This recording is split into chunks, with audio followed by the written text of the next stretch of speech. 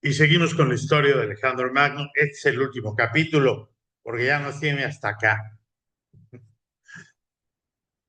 Finalmente llega a Egipto y llega a la ciudad de Memphis. Y ahí en la ciudad de Memphis es bien recibido. Es bien recibido porque es la oportunidad de los egipcios de liberarse del yugo de los persas. No solo es bien recibido, sino al hombre faraón, lo hacen faraón de Egipto. Y Alejandro, cuéntanos un poquito, ¿por qué después de la conquista de Tiro decides marchar a Egipto? En lugar de irte al corazón del imperio persa y acabar con Darío. Las razones fueron varias. Primero, Egipto era el granero del imperio persa. En segundo lugar, era yo hijo de un faraón y quería saber si había algo divino en mí. Tenía que saber si era un simple mortal o un dios. Alejandro, tu viaje a consultar con el oráculo de Sigua, ¿era planeado o surgió porque alguien ahí te dijo, ya alguien ahí en Egipto te dijo, está el oráculo de Amón por ahí? Sí, visitar al oráculo de Sigua fue una prioridad desde el principio, pero no podía arrastrar a todo el ejército hasta allá. Por eso me fui con mis hombres de confianza dejando las tropas a cargo del general Parmenión.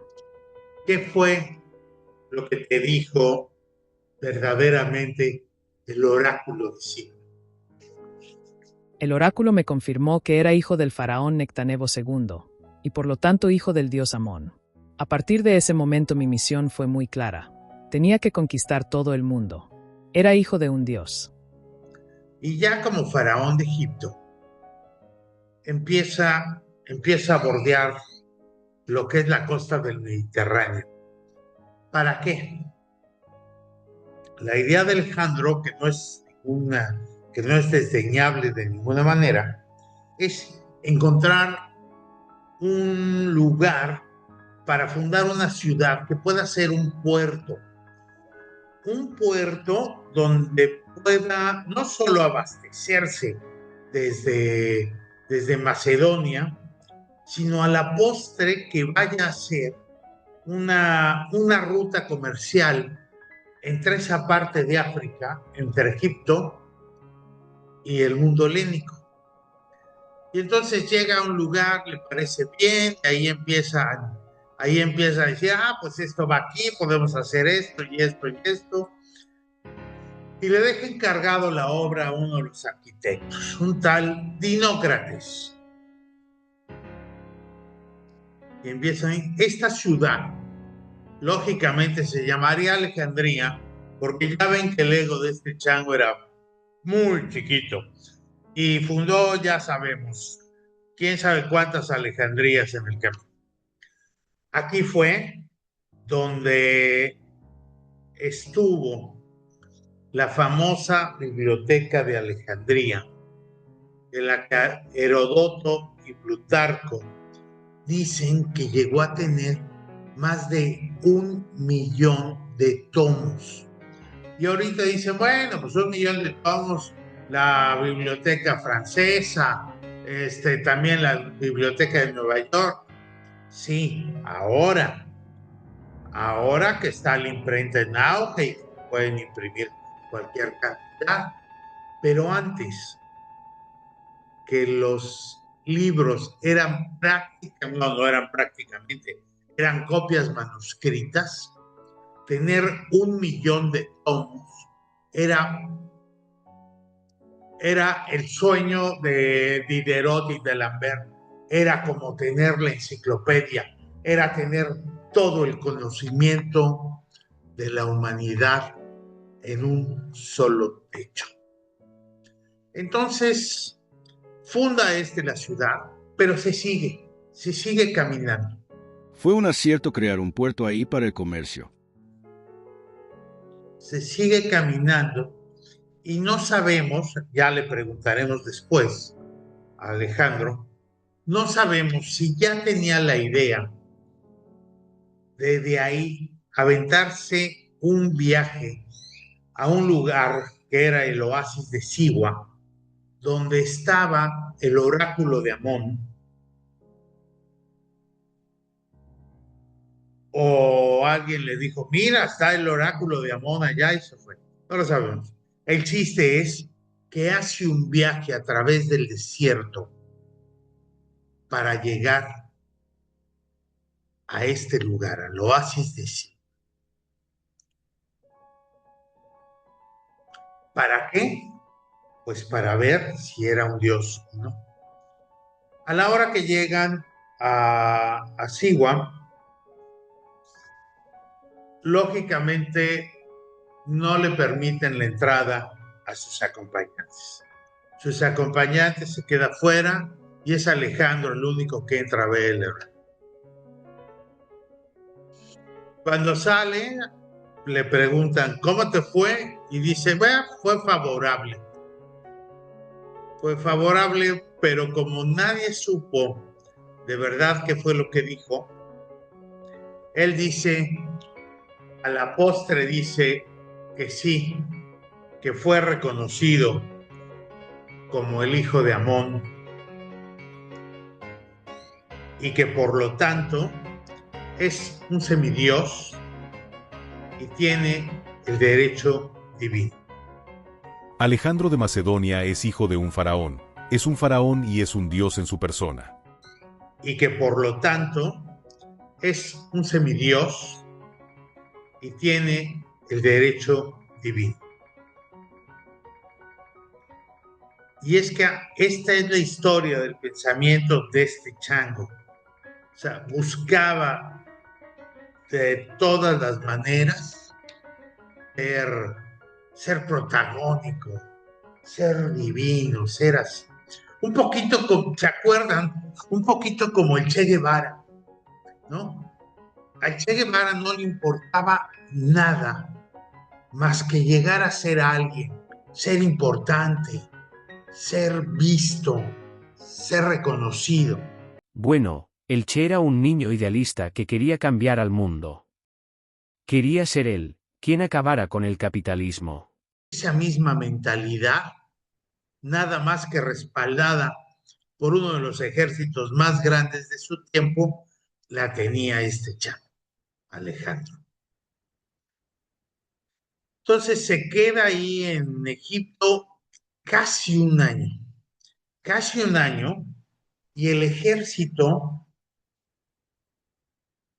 el cual dirigía Parmenión, pues ya está hasta el gorro de que esté jugando a la casita, echándose a la esposa de Darío y a cuanta changa podía y chango podía.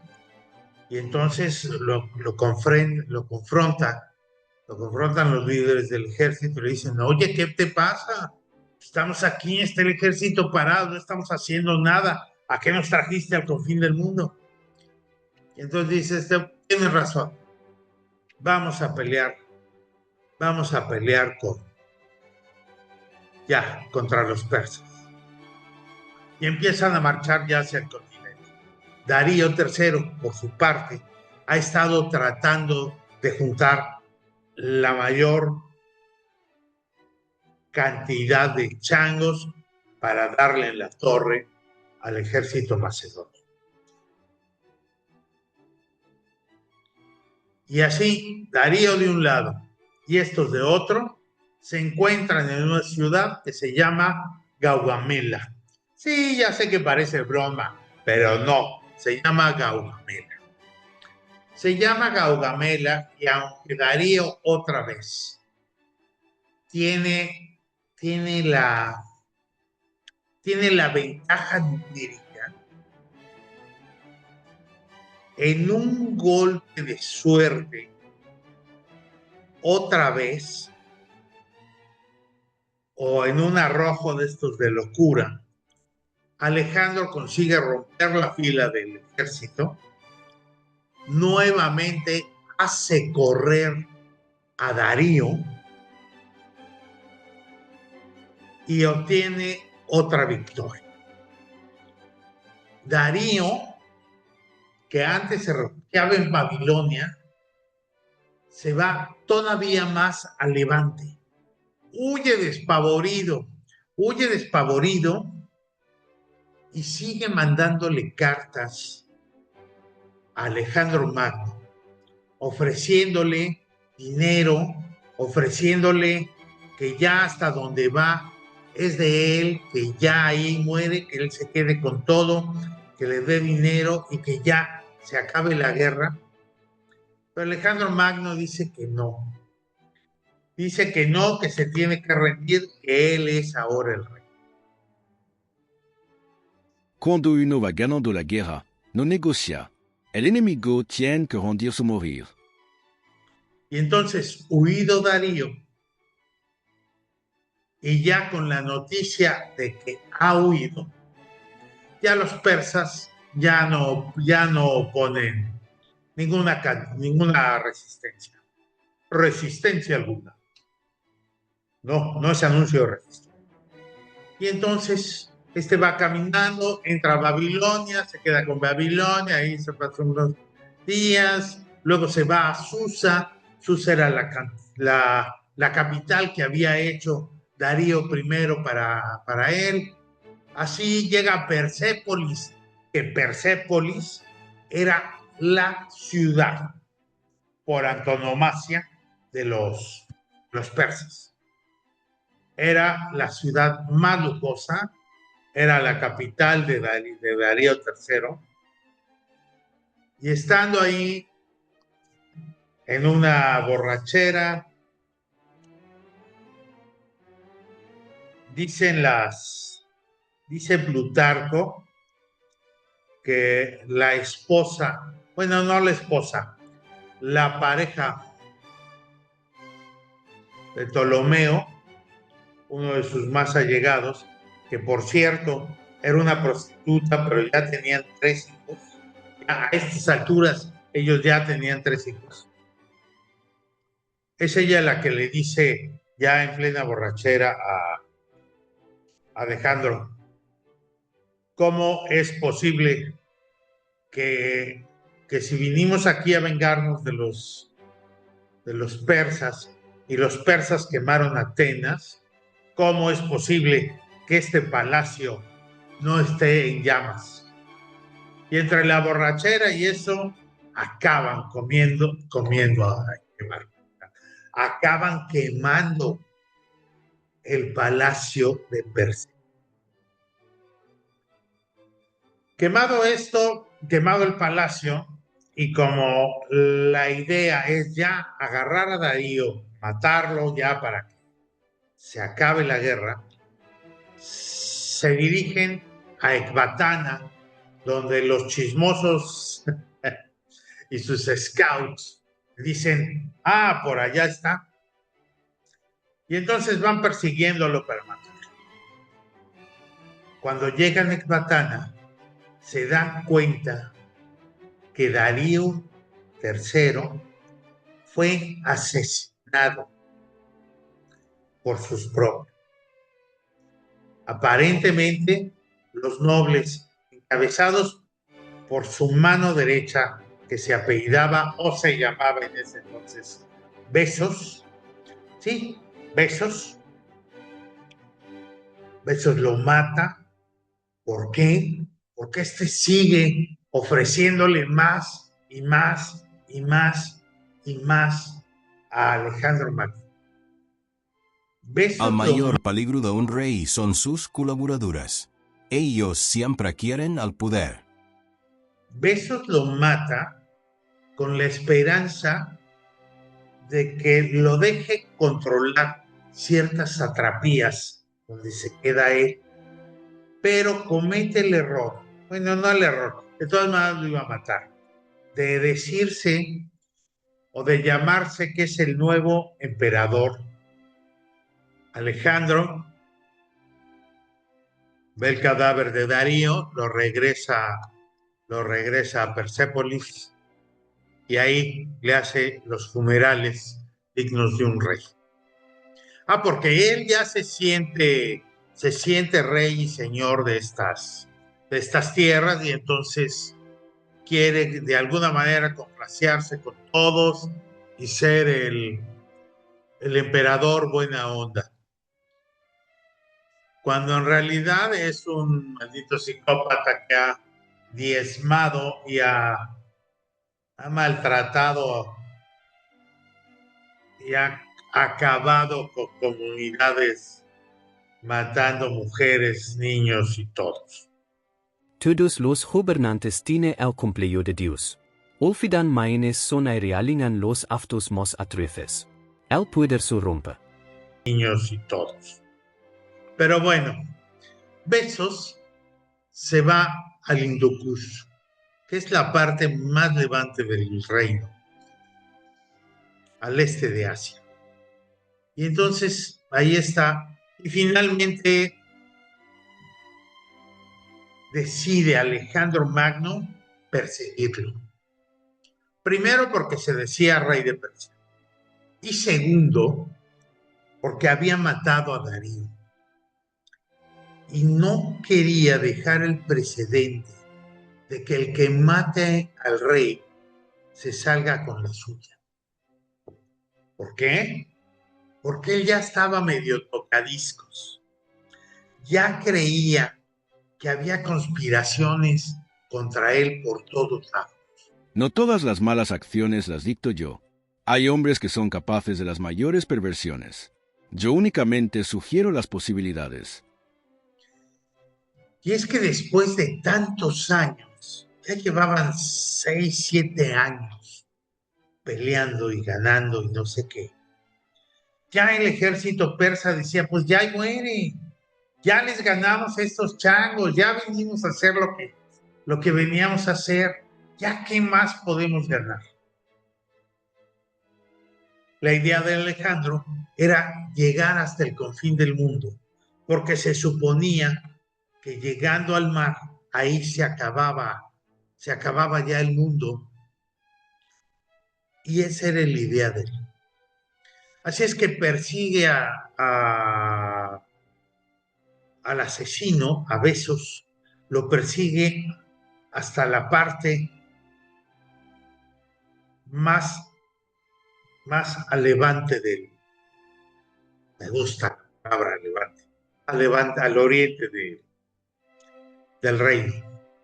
Y ahí finalmente lo agarra, y cuando lo agarra es porque también los suyos, al saber que venía por él, lo dejan encadenado y lo dejan ahí botado.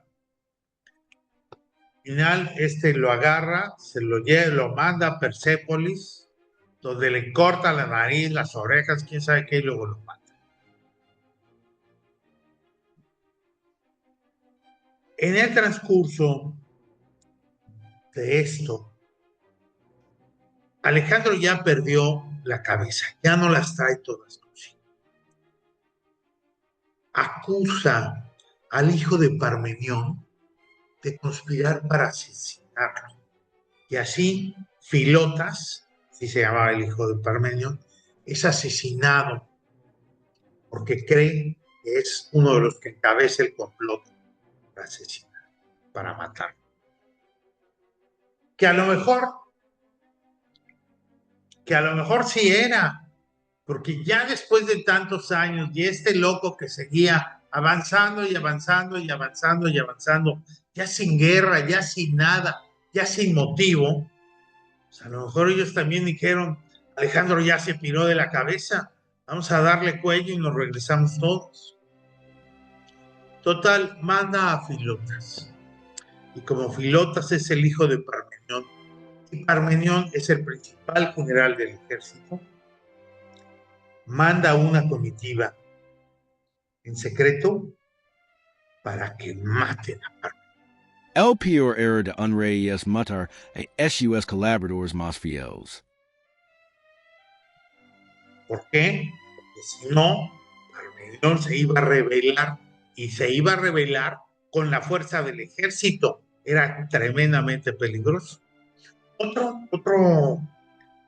asunto de esta paranoia es cuando Alejandro ejecuta primo Amintas.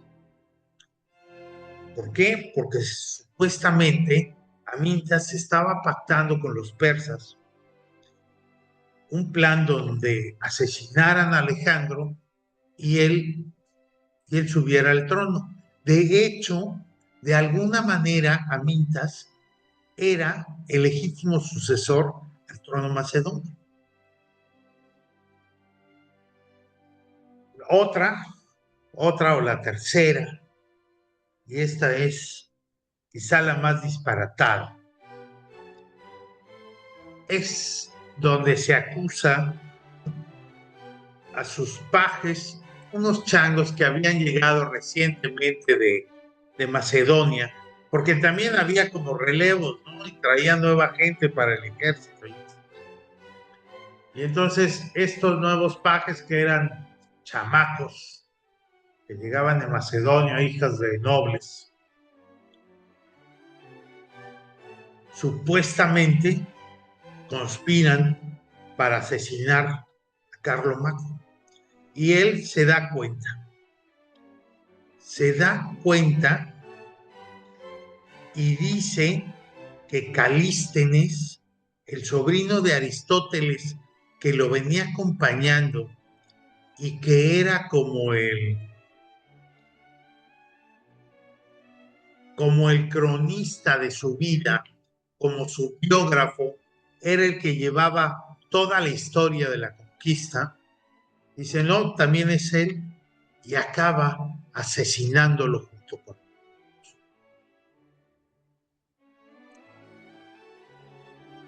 Ya él estaba deschavado. Y en este sazón, un día en una fiesta, en una borrachera, él se pone a decir que era más grande que Filipo II.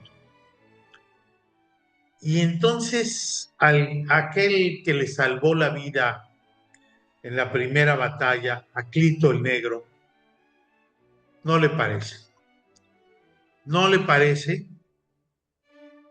y entre copas le dice, toda la gloria que tú posees es gracias a tu padre. Y también, si no fuera por mí, te hubieras muerto allá en Gránico. Yo te salvé la vida. Y así se hacen de palabras, se avientan 2, 3 cosas. Total, unos agarran al negro y lo sacan del saloncito donde estaba la fiesta. Pero, después de un rato, el negro regresa recitando un verso de Eurípides. Y en una parte de este verso dice, qué perversa costumbre han introducido los griegos. Y Alejandro se enoja, le quita la lanza a un chango que está junto a él, se la avienta, lo atraviesa y mata a Clito. Dice que se pasó 3 días ahí en su tienda, que le dolía mucho, no le dolía mucho, estaba haciendo loco.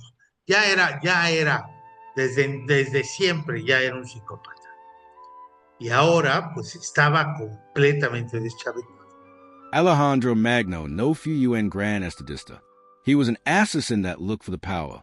No más que un criminal. Y entonces sigue con su ejército, siguen hacia el oriente, hacia el levante, y se dan cuenta de que hay más tierras. Hay un más allá de lo que ellos pensaban que era el fin del mundo. Y en lo que ahora es Afganistán y Pakistán, tienen una reyerta, entran a la guerra, le ganan a un ejército que tenía 200 elefantes, y quiere seguir avanzando. Alejandro dice, como no era el fin del mundo, nos vamos a ir. Pero ya su ejército le dice, no, ya para, ya no vamos más. hasta aquí, ya ganamos Persia, ya ganamos todo lo que veníamos, llevamos aquí 8 o 9 años contigo, ya queremos regresar a disfrutar nuestras ganancias, nuestras cosas, familias, todo. ¿Ok? No hubo manera, los trató de convencer, les ofreció más participación, más riquezas, más dinero. Pero el ejército dijo, no, ya no vamos, ya nos regresamos. Nos regresamos y se acabó. Y no le queda otra a Alejandro que dar por terminada la conquista y el avance y regresarse. Y se regresan y se regresan y se regresan y este empieza a tratar, bueno, pero como no hemos ido por allá, yo me voy a ir por allá como por la parte sur del continente persa. Y manda a otros por el camino donde habían venido, y luego otros por mar, digo por el río, en fin. Pero se regresan. Alejandro no consiguió lo que yo sí pude lograr y sin morir en la gesta. Tuve el imperio más grande del mundo. En mis dominios nunca se ponía el sol. Y además me retiré a pasar mis últimos días en un convento atendido por monjas y cobijado por Dios. No hay que perder de vista que la historia de Alejandro Magno es una novela. Es una novela escrita 300 años después. Sí, sí está basada en algunas de lo que dejó Calístenes o de las cartas que se escribieron entre Darío y él. En fin, hay algunos datos que sí son históricos, que son del tiempo que le estaba. Pero realmente la historia que conocemos de Alejandro Magno es una historia encantada, es una historia de adivinanzas, de oráculos, de dioses, es una novela. Es una novela. Y dentro de esta novela se supone que tienen un encuentro con el mítico pueblo de las Amazonas. Tienen un encuentro con las Amazonas y ahorita vamos a ver que hay varias fuentes que dicen que las Amazonas sí existían, pero tienen un encuentro con las Amazonas. Y entonces la reina de las Amazonas le dice a Alejandro Magno, oye, pues nosotras queremos tener hijos de ustedes.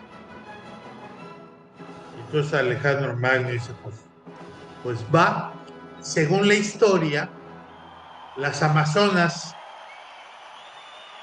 y los macedonios se encierran durante 13 días a tener sexo, a que queden embarazadas las Amazonas. Esa es la historia de esta ficción. Pero, por ejemplo, Herodoto, bueno, ya sabemos que Herodoto es un historiador muy exagerado.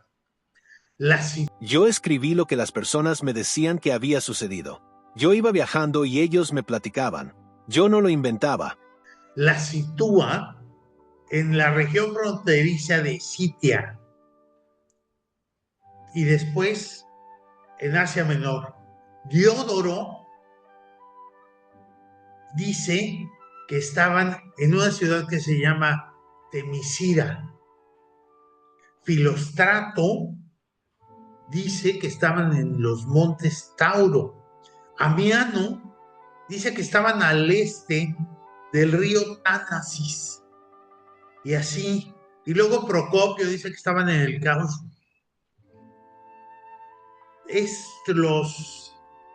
es una historia inventada por esta cultura helénica, como que la retomó y la hizo y la quisieron hacer verdadera. Así como Alejandro Magno se convenció que la Ilíada era verdadera, así ellos están. Y hay otras historias fantásticas de esto. Hay otra donde pelea con un dragón precisamente cuando las amazonas vienen al quite y ahí lo conocen. O la otra que es que el primer submarino, que bajan a en uno como barril con aire para que haga ciertas cosas. En fin. Otra vez. La vida de Alejandro Magno es una novela. Es una novela que se escribió primero 300 años después.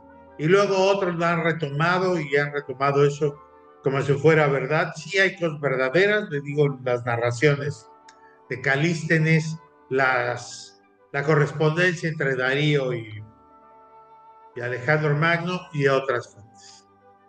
Pero esta fue la vida de Alejandro Magno, que al final se nos deschaveta un poco. Su problema fue que no aportó nada. Para ser un gran estadista hay que ser más que un hombre valiente.